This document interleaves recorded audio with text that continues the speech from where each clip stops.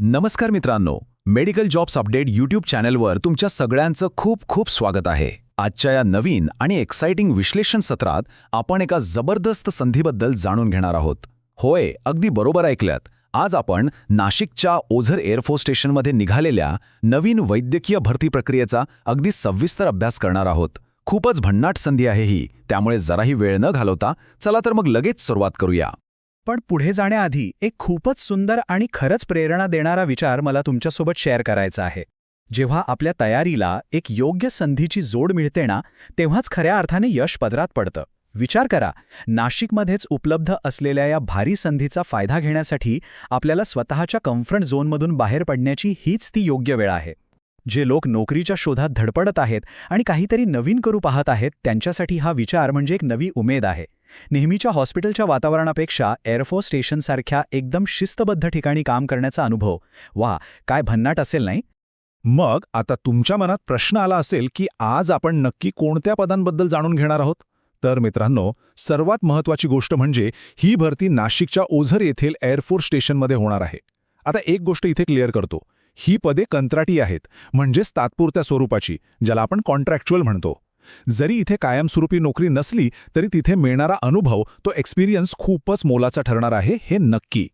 यात प्रामुख्याने नर्सिंग आणि सपोर्ट स्टाफच्या काही जागा आहेत, ज्यावर आता आपण एक नजर टाकूया. आता बघा, ही पदे आणि त्यांचं मानधन नक्की कसं विभागलं गेलंय ते आपण थोडक्यात समजून घेऊया. इथे एक गोष्ट आवर्जून लक्ष देण्यासारखी आहे, ती म्हणजे स्टाफ नर्स या पदासाठी महिन्याला 15,928 रुपये इतकं मानधन असणार आहे. आणि कामाचे दिवस बघा, महिन्यातील फक्त 22 दिवस.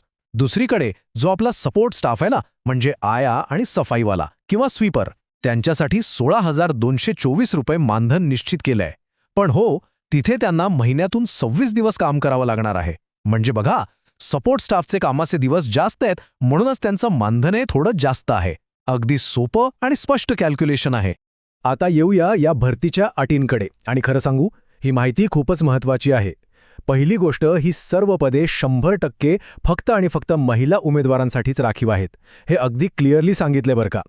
वयाचा विचार केला तर चक्क 50 वर्षांपर्यंतच्या महिला यासाठी आरामात अर्ज करू शकतात. आता शिक्षणाबद्दल बोलायचं झालं तर स्टाफ नर्ससाठी तुमच्याकडे नर्सिंगचा डिप्लोमा किंवा डिग्री असणं आणि सोबत महाराष्ट्र नर्सिंग काउन्सिल म्हणजे MNCचं रजिस्ट्रेशन असणं मस्ट आहे. पण यार, याहूनही भारी गोष्ट म्हणजे आया आणि स्वीपर या पदांसाठी फक्त 7वी पास असणं पुरेसं आहे. हो, फक्त 7वी पास. त्यामुळे जर तुमच्या ओळखीतील कोणी गरजू महिला असतील तर त्यांच्यापर्यंत ही माहिती नक्कीच न विसरता पोहोचवा. चला, आता जरा कामाच्या वेळेबद्दल बोलूया. स्टाफ नर्सची ड्युटी एकदम रुटीन वेळेत, म्हणजे फक्त सोमवार ते शुक्रवार अशीच असणार आहे. आणि सगळ्यात मस्त गोष्ट म्हणजे शनिवार रविवार बहुधा सुट्टीच असणार आहे. भारी आहे ना? याउलट आया आणि सफाईवाला या पदांच्या कामाची वेळ थोडीशी वेगळी आहे. त्यांना सोमवार ते शनिवार सकाळी 7:30 ते दुपारी 3:30 वाजेपर्यंत काम करावं लागणार आहे. आता दोन्ही पदांच्या वेळेत असलेला हा जो फरक आहे ना, तो समजून घेणं खूप गरजेचं आहे, जेणेकरून आपल्याला आपल्या वेळेचं एकदम परफेक्ट प्लॅनिंग करता येईल. 11. होय, 11. हा आकडा तुम्ही डोक्यात अगदी फिट बसवून ठेवा, कारण अर्ज करण्याची शेवटची तारीख ही 11 मे 2026 आहे. म्हणजे बघा, हातात खूपच थोडे दिवस उरलेत मित्रांनो. त्यामुळे आता एकही मिनिट न घालवता आपल्याला तातडीने प्रत्यक्ष अर्ज करण्याची प्रक्रिया सुरू करायची आहे. वेळ अजिबात दवडू नका. बरं, आता मुख्य मुद्दा, हा अर्ज नक्की करायचा कसा?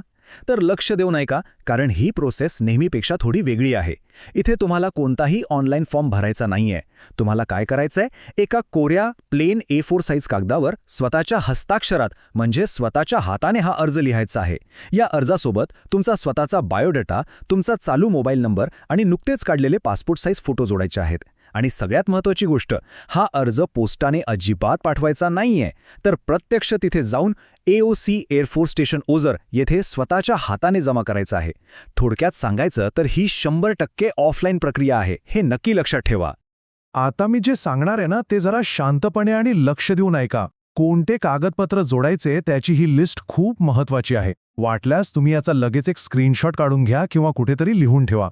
बघा, 10वीची आणि 12वीची प्रमाणपत्रे, तुमची TC, नर्सिंगची डिग्री किंवा डिप्लोमाचं प्रमाणपत्र, आणि या सगळ्यात महत्त्वाचं म्हणजे महाराष्ट्र नर्सिंग काउन्सिलचं रजिस्ट्रेशन सर्टिफिकेट.